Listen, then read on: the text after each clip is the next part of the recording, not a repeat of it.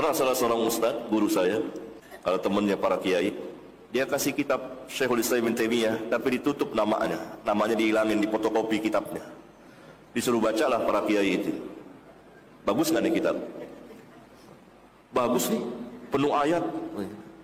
Selama ini kan membuktikan mereka ini hanya dengar taklid saja dari mulut ke mulut. Oh, Ibnu Taimiyah sesat. Tapi tidak baca, dibuktikan waktu itu. Dul Hakim, apa Anda tidak malu mengeluarkan urat leher hanya untuk berteriak menyalah-nyalahkan ahli sunnah wal jamaah di depan jemaah Anda yang cuma taunya manggut-manggut itu? Sampai-sampai Anda mengarang cerita, katanya kata Dul Hakim ini ya. Gurunya pernah memiliki kitab yang dikarang oleh Imam Ibnu Taimiyah. Pada saat itu sampulnya itu, nama musonifnya, nama pengarangnya, kan pengarangnya Imam Ibnu Taimiyah, itu ditutup disampul, kemudian disuruh baca kepada para kiai katanya ya. Dibacalah oleh para kiai, kemudian ditanya gimana isinya. Bagus, mantap istilahnya ya. Abdul Hakim Abdad ini ingin memuji Imam Ibnu Taimiyah, dan Abdul Hakim ini tidak terima ketika ada orang yang mengatakan Imam Ibnu Taimiyah itu sesat. Dia nggak terima. Tapi apakah kakek Abdul Hakim ini sadar bahwa yang menuduh sesat, yang menuduh bid'ah, sesuatu yang diperbolehkan oleh Imam Ibnu Taimiyah, justru kaum Wahabi sendiri? Dan kalau memang Abdul Hakim ini paham, tahu, khatam isi kitab Imam Ibnu Taimiyah, maka dia pasti akan malu sendiri. Justru yang sering menuduh bid'ah, menuduh sesat, fatwa-fatwa Imam Ibnu Taimiyah atau sesuatu yang diperbolehkan oleh Imam Ibnu Taimiyah, justru kaum Wahabi sendiri dan bukan ahli sunnah wal jamaah. Kalau nggak percaya, kami akan bongkar beberapa fatwa-fatwa daripada Imam Ibnu Taimiyah. Kata Imam Ibnu Taimiyah di dalam kitabnya yang bernama Ittiba'us Shiratil Mustaqim li mukhalafati ashabil jahim, tepat di juz kedua halaman 126, terbitan Darul Alamil Kutub Beirut. Fata'zimul maulidi wattikhadhuhu mausiman qad yaf'aluhu ba'dun nasi wa yakunu lahu fihi ajrun 'azimun li husni qasdihi wa ta'zimihi li Rasulillahi sallallahu alaihi wasallam. Artinya, mengagungkan hari kelahiran Nabi atau Maulid Nabi Muhammad sallallahu alaihi wasallam dan menjadikannya sebagai acara rutinan itu telah dilakukan oleh sebagian masyarakat. Mereka itu akan mendapatkan pahala yang besar karena tujuannya baik dan karena mengagungkan Rasulullah sallallahu alaihi wasallam. Ini fatwa daripada Imam Ibnu Taimiyah.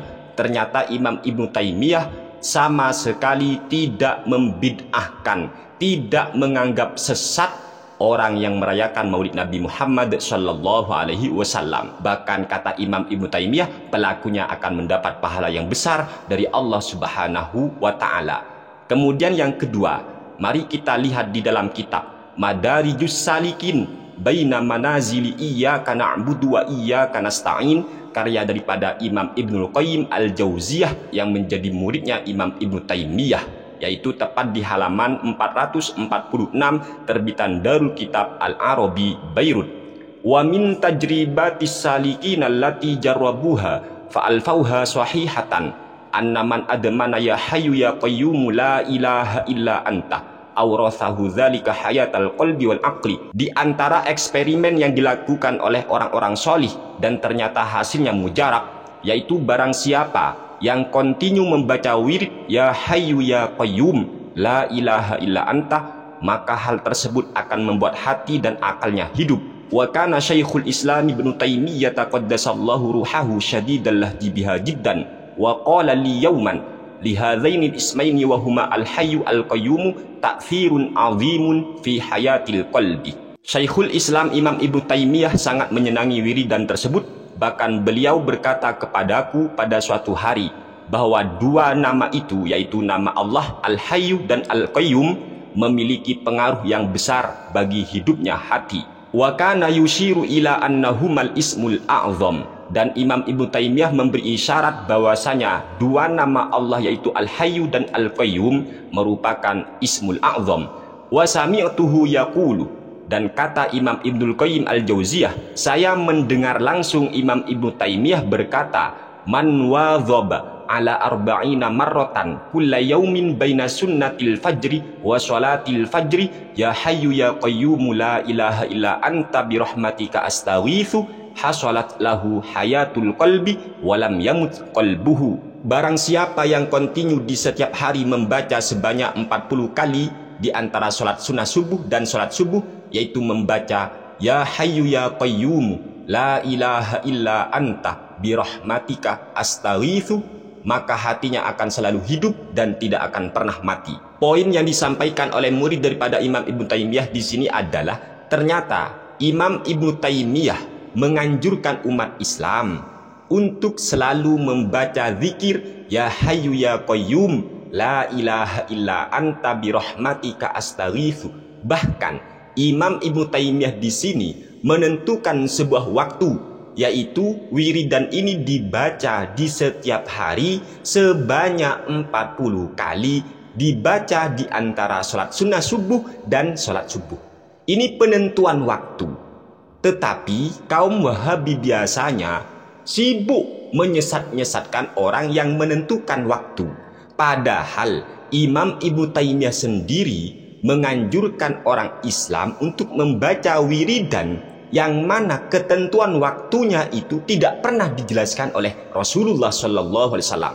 Dibaca 40 kali dan dibaca di antara sholat sunnah subuh dan sholat subuh. Bahkan Imam Ibnu Taimiyah memberikan khasiat khusus, katanya hatinya akan hidup dan tak akan pernah mati. Ayo, mana orang-orang yang berteriak menentukan waktu itu haram? Ayo, ini imammu sendiri. Kemudian yang ketiga, biasanya kaum Wahabi itu menganggap bid'ah mentalkini mayit setelah mayit dikubur.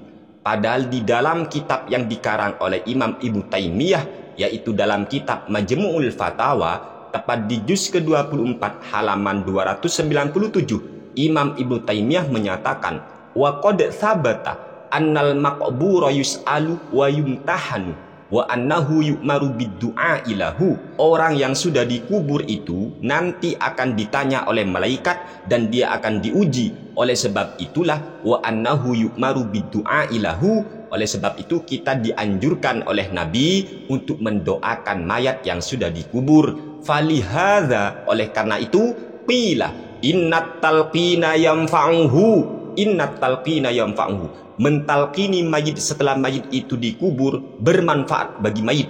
Fa innal mayyita yasma'un nida'a, sebab sungguh mayit itu bisa mendengar panggilan. Kama thabata fi sahihi anin nabi sallallahu alaihi wasallam, sebagaimana keterangan yang sudah ada dalam hadis sahih dari Nabi Muhammad sallallahu alaihi wasallam, annahu qala, Nabi bersabda, innahu la yasma'u qur'ani alihim, sungguh mayit itu mendengar bunyi langkah sandal mereka. Wa annahu qala, dan Nabi bersabda, ma antum bi asma' lima aqulu minhum, kalian itu yang masih hidup tidaklah lebih mendengar apa yang saya ucapkan daripada mayit-mayit yang ada di kubur. Ini fatwa Imam Ibnu Taimiyah, talqin mayit setelah mayit itu dikubur bermanfaat bagi mayit. Dan bahkan dalam kitab Majmu'ul Fatawa yang dikarang oleh Imam Ibnu Taimiyah, tepat di juz ke-24 halaman 299, Imam Ibnu Taimiyah menyatakan, wa minas sahabati man kana yaf'aluhu, dan di antara sahabat Nabi yang melakukan talqin mayit setelah mayit dikubur adalah Ka'abi Umamah al-Bahili, contohnya sahabat Abu Umamah al-Bahili, wa Wathilah ibnul Asqa'i, dan sahabat Nabi yang bernama Wathilah ibnul Asqa', wa ghairihima minas sahabati, dan sahabat-sahabat yang lain. Wa min ashabi Ahmada man istahabbahu, dan di antara ashabnya Imam Ahmad bin Hambal ada ulama yang menyenangi atau menganjurkan talqin mayit setelah mayit dikubur. Wa tahqiqu annahu jaizun, sehingga kesimpulannya tahqiq yang dilakukan oleh Imam Ibnu Taimiyah adalah annahu jaizun, mentalqini mayit setelah mayit dikubur itu hukumnya boleh. Ini fatwa ulama sanjungan kaum Wahabi, talqin mayit boleh, bukan bid'ah. Dan begitu juga di dalam kitab Majmu'ul Fatawa, karya daripada Imam Ibnu Taimiyah, tepat di juz pertama halaman 264, wa nuqila an Ahmad bin Hambalin fi mansakil marudhi at-tawassulu bin Nabi sallallahu alaihi wasallam fid du'ai, dan telah dinukil daripada Imam Ahmad bin Hambal dalam kitab manasiknya Imam Al-Marudhi, bahwa Imam Ahmad bin Hambal menganjurkan kita at-tawassulu bin Nabi sallallahu alaihi wasallam fi du'ai, bertawasul dengan Nabi ketika berdoa kepada Allah. Nabi yang sudah wafat dianjurkan kita oleh Imam Ahmad bin Hambal yang dikutip oleh Imam Ibnu Taimiyah. Kita kalau berdoa bertawasul dengan Nabi yang sudah wafat. Hal ini juga dipertegas oleh Imam Ibnu Taimiyah dalam kitabnya yang lain yang bernama Al-Ikhnaiyah, tepat di halaman 410. Kata Imam Ahmad bin Hambal, ini kutipannya ya,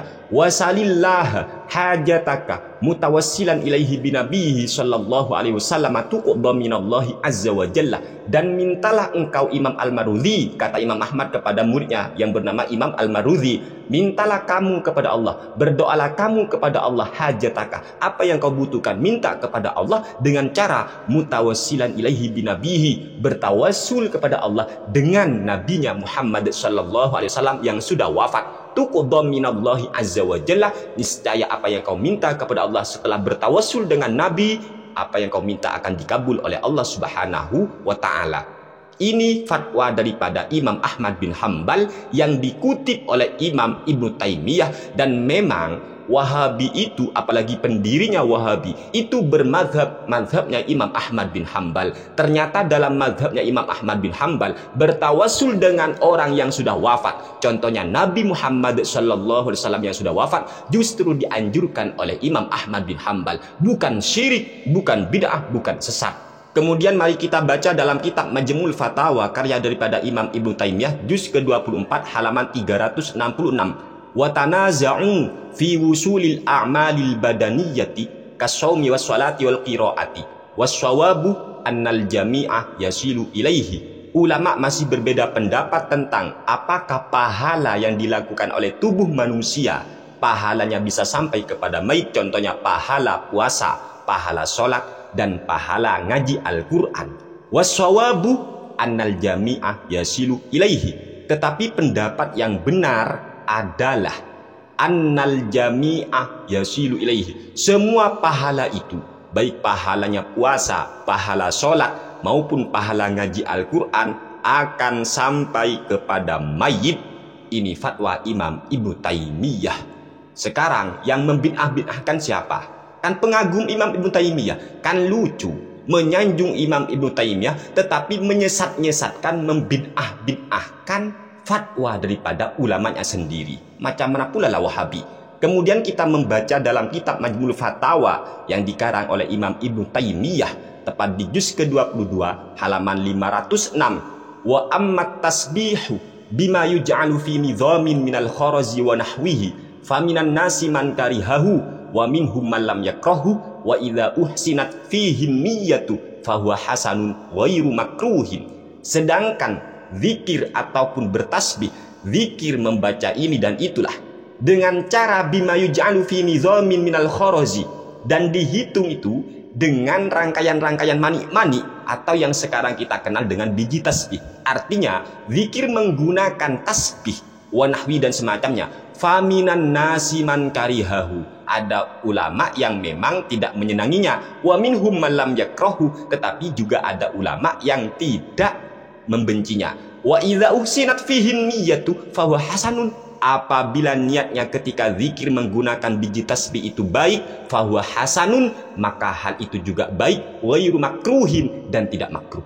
Ini kata Imam Ibnu Taimiyah. Tetapi fatwa daripada sutat-sutat Wahabi ternyata menganggap bid'ah, bahkan kadang menyerupai orang kafir katanya. Na'udzubillahi min dzalik. Kemudian kita baca juga dalam kitab Majmu'ul Fatawa karya daripada Imam Ibnu Taimiyah, ulama sanjungan kaum Wahabi, tepat di juz ke-22 halaman 272. Kama anna nafsa qiyami ramadhana lam yuqitin nabiyyu sallallahu alaihi wasallam fihi adadan muayyanan bal kana huwa sallallahu alaihi wasallam la yazidu fi ramadhana wa la ghairihi ala 13 raka'atan lakin kana yutilu raka'ati. Hakikat daripada qiyamu Ramadan atau sholat tarawih tidak pernah ditentukan jumlah bilangannya oleh Nabi Muhammad sallallahu alaihi wasallam. Bal kana huwa sallallahu alaihi wasallam la yazidu fi ramadhana wala ghairihi ala 13 rakaatan. Tetapi Nabi sendiri tidak pernah lebih sholat sunnah di bulan Ramadan ataupun di luar Ramadan, tidak pernah lebih sholat 13 rakaat. Lakin kana yutilu rakaati, tetapi rakaatnya diperlama oleh Nabi. Ini cuma penjelasan Nabi itu kalau sholat sunnah baik di bulan Ramadan ataupun di luar Ramadan tidak pernah lebih 13 rakaat. Bukan harus 13 rakaat. Jadi boleh sholat sunnah 2 rakaat monggo, 4 rakaat monggo, silakan. 8 rakaat monggo, kemudian 10 rakaat monggo. Yang jelas kalau Nabi sendiri tidak pernah lebih 13 rakaat. Bukan harus 13 rakaat. Ingat ini ya.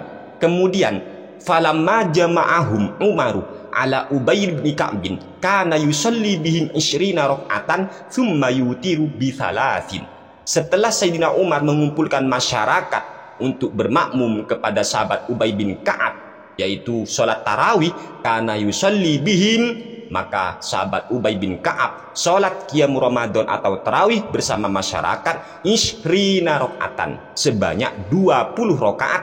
Thumma yutiru bi 3. Setelah itu witir 3. Ila angqol wa man dhanna anna qiyama ramadhana fihi adadun waqatun anin nabi sallallahu alaihi wasallam la yuzadu fihi wa la yunqasu minhu faqad akhta'ah. Barang siapa yang menyangka bahwa qiyamu Ramadan, bahwasanya sholat tarawih itu ada jumlah bilangan tertentu dari Nabi sehingga la yuzadu fi, gak boleh ditambah, wala yunqasu minhu, dan juga gak boleh kurang, faqad akhta'ah. Orang yang punya prasangka semacam ini sudah melakukan kesalahan. Ini kata Imam Ibnu Taimiyah. Nabi sendiri tidak pernah menentukan bilangan jumlah sholat tarawih. Bahkan sejak zaman Umar ibnul Khattab radhiyallahu ta'ala anhu atau sahabat Ubay bin Ka'ab, sholat tarawih qiyam Ramadan dilakukan sebanyak 20 rakaat dan witir 3 rakaat. Bahkan di kota Mekah pun di Masjidil Haram yang dipraktekkan sebanyak 20 rakaat atau 23 rakaat saat witirnya. Lagi-lagi yang menuduh sesat siapa? Yang menuduh bid'ah siapa? Banyak itu sutat-sutat Wahabi itu yang ngomong teriak-teriak bid'ah itu. Kon sopo katanya menyanjung Imam Ibnu Taimiyah. Ini barusan yang kami bacakan adalah beberapa fatwa-fatwa ulama sanjungan kalian sendiri, yaitu Imam Ibnu Taimiyah. Ternyata semuanya itu tidak dianggap bid'ah, tidak dianggap sesat oleh Imam Ibnu Taimiyah. Maka dari itu kami sarankan kepada kalian yang sok-sok yes mengagungi, menyanjung Imam Ibnu Taimiyah, baca dong kitabnya Imam Ibnu Taimiyah. Baca, jangan cuma teriak cinta, ngefan, seneng kepada Imam Ibnu Taimiyah. Ternyata tidak tahu fatwanya Imam Ibnu Taimiyah. Kan kasihan dan sangat memalukan plus memilukan. Wallahu a'lam. Wassalamualaikum warahmatullahi wabarakatuh.